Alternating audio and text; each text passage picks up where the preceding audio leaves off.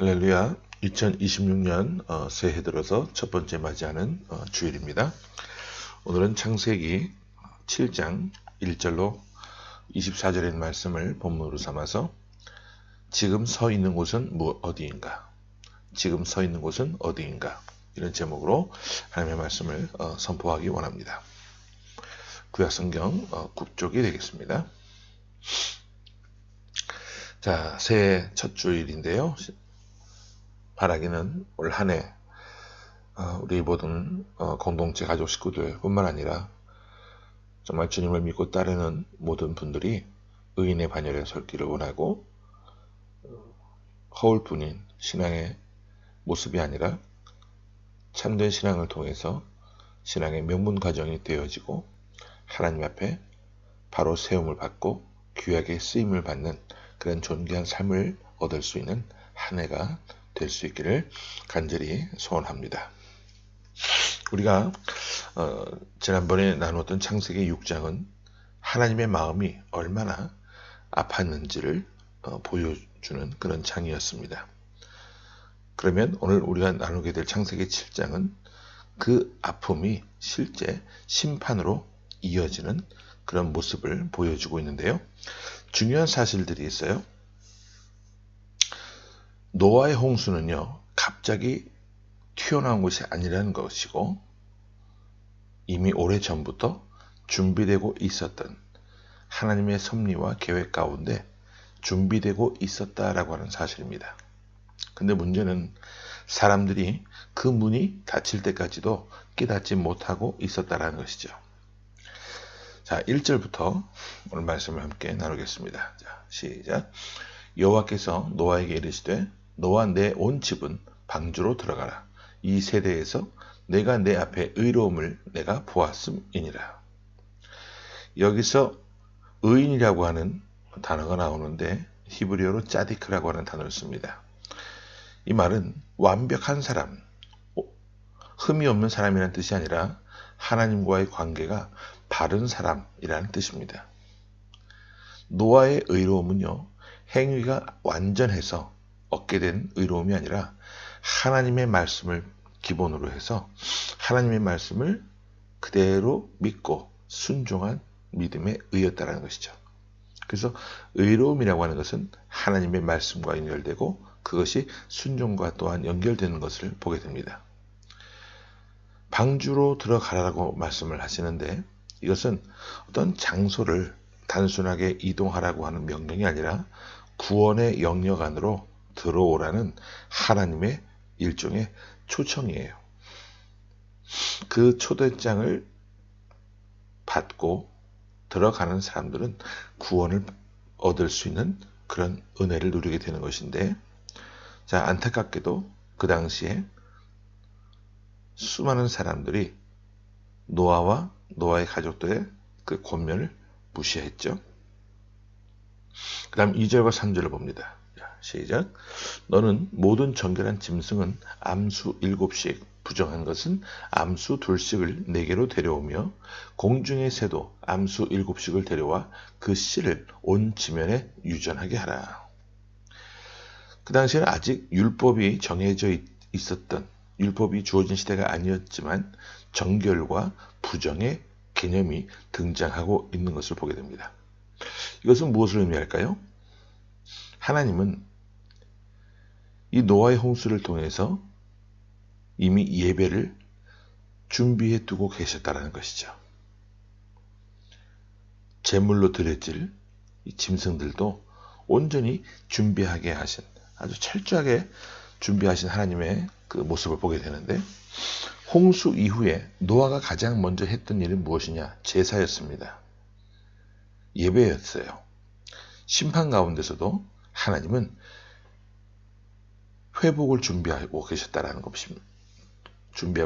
것이죠. 무엇을 통해? 하나님 앞에 드리는 예배를 통해. 그 다음 4절입니다. 시작. 지금부터 7일이면 내가 40주야를 땅에 비를 내려 내가 지은 모든 생물을 지면에서 쓸어 버리리라. 자, 지금부터 7일이라고 했는데 이 7이라고 하는 것은 은혜의 마지막 유예 기간입니다. 완성의 숫자이기도 한 이 7이라고 하는 숫자는요, 회개를 기다리는 하나님의 최종 인내하시는 시간을 여기서는 뜻하고 있습니다. 방주는 이미 완성되었어요. 문은 열려 있었습니다. 그런데 아무도 그 안으로 들어오지 않았어요. 하지만 노아는 상황이 어떠하든 형편이 어떠하든 어떻게 합니까? 5절을 봅니다. 시작. 노아가 여호와께서 자기에게 명하신 대로 다 준행하였더라. 이 말씀은 창세기 6장에서도 또 7장에서도 계속해서 반복되는 것을 보게 되는데 성경은 노아의 순종을 강조합니다. 왜냐하면 믿음은 입이 아니라 말이 아니라 순종으로 증명되기 때문이라는 것이죠. 비가 오기 전인데 배를 탔고 그런 모습을 보며 사람들은 조롱했을 것이고 이해되지 않는 그런 하나님의 명령이었지만 노아는 하나님이 하신 말씀 그대로 준행합니다. 우리 이어서 10절부터 12절까지를 함께 봅니다. 10절부터 12절까지요. 시작. 7일 후에 홍수가 땅에 덮이니 노아가 600세 되던 해 둘째 달 곧 그 달 11의 날이라. 그날에 큰 기품의 샘들이 터지며 하늘의 창문들이 열려 40주야를 비가 땅에 쏟아졌더라. 자, 홍수가 땅에 덮이던 날 큰 기품의 샘들이 터지며 하늘의 창문들이 열려 이렇게 표현하고 있죠. 자, 이 모습을 볼 때 우리는 창세기 1장의 말씀을 떠올려 볼 수 있게 됩니다. 창조 때는요, 물이 위와 아래로 나뉘어서 질서를 이루게 되었는데 홍수 때는 어떻게 됩니까? 그 질서가 다시 무너져 버리는, 풀어져 버리는 모습을 보게 되죠.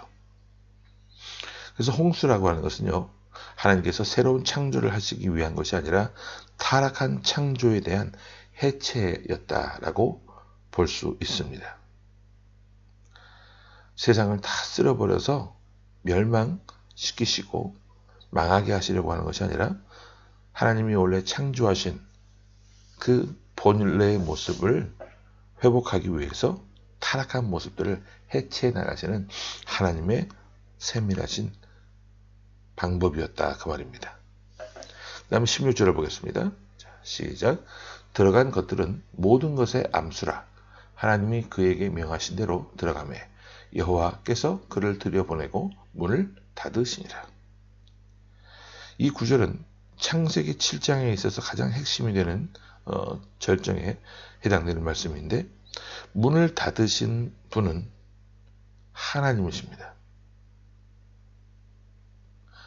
노아가 문을 닫았다는 말씀이 없고 여호와께서 그를 들여보내시고 문을 닫으시니라 라고 친히 문을 닫으신 분이 하나님이심을 말씀하고 있어요.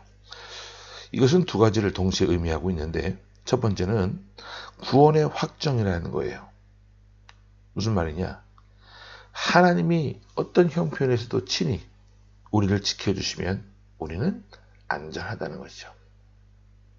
또 하나 심판의 확정인데 이 문이 닫히면 더 이상 기회는 없다라는 거예요. 그런데 이 은혜의 문은, 이 구원의 문은 항상 영원히 열려 있지 않다라는 겁니다. 그래서 기회가 주어졌을 때, 문이 열려 있을 때 즉각적으로 우리가 반응하고 순종하고 그 안으로 들어가는 믿음의 결단이 있어야 한다는 거예요. 우리 계속해서 17절부터 24절을 한번 쭉 보겠습니다. 자, 시작. 홍수가 땅에 40일 동안 계속된지라 물이 많아져 방주가 땅에서 떠올랐고 물이 더 많아져 땅에 넘침에 방주가 물 위에 떠다녔으며 물이 땅에 더욱 넘침에 천하의 높은 산이 다 잠겼더니 물이 불어서 15규빗이나 오르니 산들이 잠긴지라.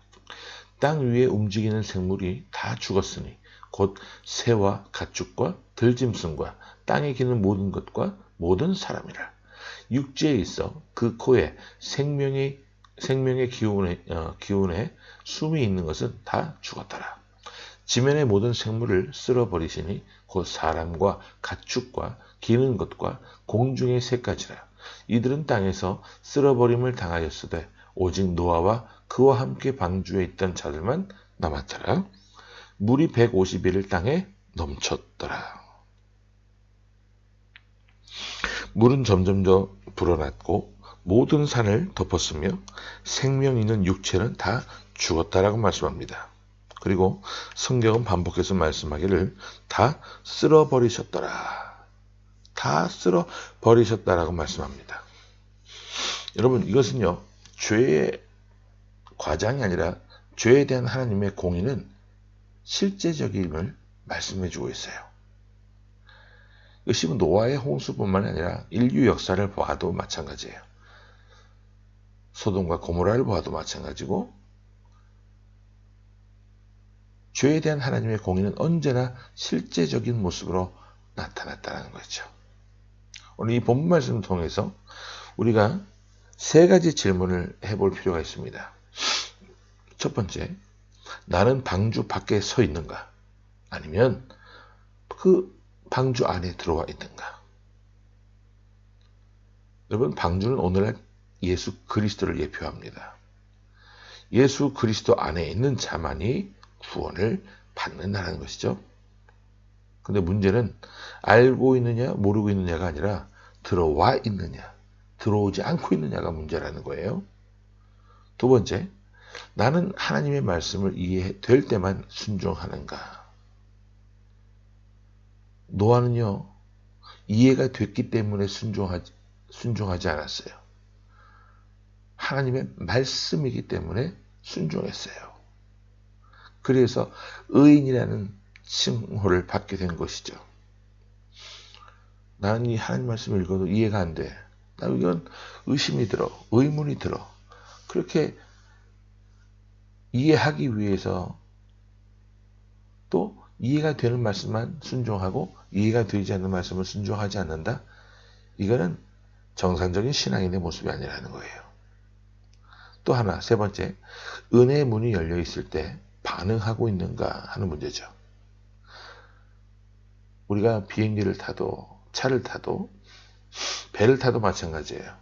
문이 항상 열려 있지 않죠. 사람들이 다 타면 문은 닫히게 되어 있습니다. 그때는 아무리 두드려도 열리지 않아요. 심지어 버스도 그렇잖아요. 여러분, 금 중에 가장 비싸고 소중한 금이 지금이라고 하잖아요. 지금이 은혜의 때요. 지금이 구원 얻을 때임을 깨달으시고 또한 지금은 결단할 때임을 기억하셔서 항상 말씀 앞에 바로 설 수 있는 저와 여러분이 되기를 바라고 2026년 이 한 해가 말의 해라고 하는데 말만 뛰는 게 아니죠. 저희들도 뛰어나갈 수 있는 그런 힘찬 도약을 이루어 나가는 귀한 한 해가 되기를 소원합니다. 해돋이를 보면서 한 해의 길을 듬뿍 받는다. 여러분, 그 해가 어제 해고 오늘 해는 내일 해고 그 해가 다른 해면 모르겠지만 똑같은 해잖아요. 근데 무슨 그 해를 보면서 길을 받습니까? 근데 믿지 않는 사람들은 그렇게 이야기하면서 해돋이를 보러 가고 하는데 믿는 사람들이 기운을 받기 위해서 해돋이를 보러 간다? 이건 말이 안 되는 거죠. 그 해돋이 보기 위해서 어떻게 해요? 새벽에 일찍 일어나서 그 추운 날 애들 깨워서 두툼하게 옷 입히고 뭡니까? 또 옷도 두세 겹씩 겹쳐서 아이들 감기 걸리지 않도록 다 깨워서 애들 옷 입혀서 그 산이나 바닷가를 올라가고 거기서 또 뜨거운 물 하나 준비해 가서 해돋는 모습 보면서 커피 한 잔씩 마시고 또 내려오면서 여기 저희가 있는 청도에도 무료로 신정 당일날 떡국을 봉사한 곳들이 몇 군데 있었는데 가서 또 공짜로 떡국 한 그릇씩 얻어먹고 그리고 집에 와서 뭐 하죠? 잠이 부족하니까 또 몇 시간 잠을 자는 거죠. 1년 12달 중에 단 한 번도 새벽 기도회 하지 않는 사람들이 해돋이를 보러 가기 위해서는요, 그렇게 난리들이 나요. 뭐 그런 모습을 정죄하고자 하는 것은 아니고요. 그런 열심을 하나님께로 향할 수 있는 한 해가 되었으면 좋겠습니다. 하나님이 내게 주신 힘, 건강, 어떤 정열, 의욕들 하나도 허투루 쓰지 않고 바르게, 의롭게 하나님이 원하시는 방향으로 쓰임받는 그런 한 해가 될 때 2026년 이 한 해는 우리 삶에 있어서 가장 기념비적이고 가장 놀라운 열매를 맺는 한 해가 될 줄로 믿습니다. 함께 기도하겠습니다. 하나님 아버지 감사합니다.